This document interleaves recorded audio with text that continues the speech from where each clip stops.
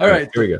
BJ from Game Gumbo. I've got my guests here, Jeremy Howard from Man vs. Meeple, and Berlin and I are, our wallets are just hurting right now because game after game after game. And this is another one. This one is Furnace. I didn't even know about this game, and you put it on the list. Tell me about it here. Man. So simple. So simple. So simple. It doesn't look like it though, man. It doesn't. All right, so I haven't heard of this. Okay, so basically it comes down to this. You are basically triggering off an engine in your player area, right? Okay. So you start off as like this bidding.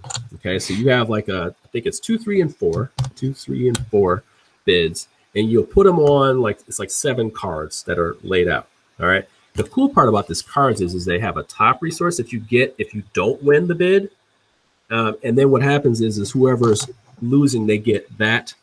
So 4 for this times that. Okay. Oh. So what'll happen is people will even bid knowing they're going to lose so they can get the resources. The person who wins the card gets to put it in their tableau. Okay. So there's a really interesting thing here where people are basically bidding on stuff they definitely know they're not going to win, but they're going to get the right resources they want to spend on their cards when they come to their player area. So dig this. So now you get to a part where you have cards that you can upgrade. At the bottom of the cards, the bottom half of the cards, you have resources that you trigger. So you would turn in the stone that I just got, like I would get 4 stone from what I just showed you, and then I would take them and I would convert them to points, to coins. Coins is just how we win the game. But you can also upgrade the cards with these little gear tiles, little gear pieces you get to flip them over and make the cards even more juicy. Nobody's messing with those. This is just yours. If you can have a run of like 5, 6 cards, I mean like 10, 12 cards, and you get to trigger them from left to right in the order you want. You can actually switch the order so it's laid out properly for you to trigger your engine. That does lead to a lot of AP. This is a very AP heavy game if you do get into it because you're starting to build this insane engine on your own.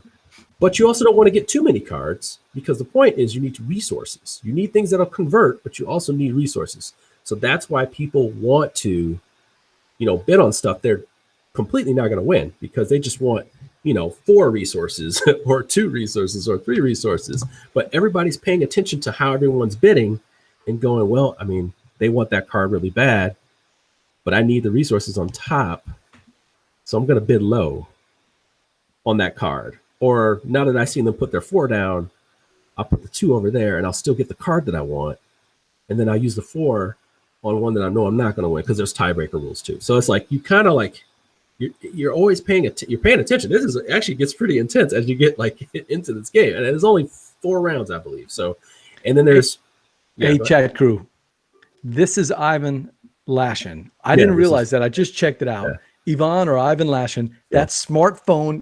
How much the Gumbo loves smartphone, especially with the status update. Wow, man. Yeah. Okay. Formerly a Cosmo right here. So this guy's a designer and a half, man. I'm telling you.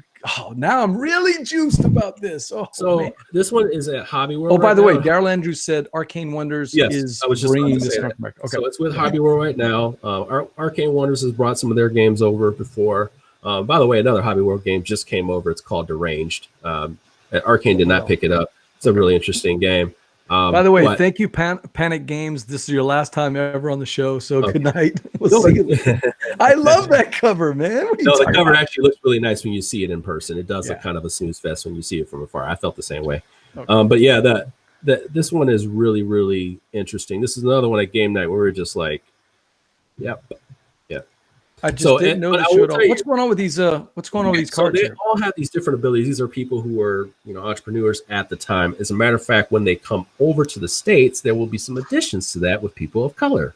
So you will have some diversity in this game. But they all give you different things that is going to be during the auction, or they're going to be during your triggering time when you do run your engine. So they kind of have some that break the rules. Like you can't put 2 of the same. You can't put 2 of the same number, I think, on the same card. But one can break that one. You can have, like ones that help you get more upgrade tokens. You can have ones that, multiply the number of resources you get, stuff like that. I can't remember all of them off the top of my head. I don't want to make sure. I don't want to make stuff up. So yeah, that's kind of how it works. Yeah, let's just stick to the facts there. Okay. Stick to the facts, bro. But yeah, they have abilities.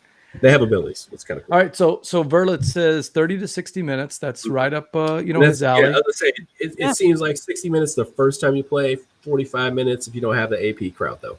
So it looks like mid-weight, maybe middle, maybe even less than mid-weight. I'm excited. I have not played the 2-player mode in that one. There is a 3rd player in that one. I do not a 3rd player of some sort. I can't remember that one entirely. Like I said, I don't want to speak too freely if I don't know. But you do need to know that there's a variant for 2. It's not just straight 2. I like what I'm hearing. And that is Furnace from Hobby World coming to here from Arcane Wonders. So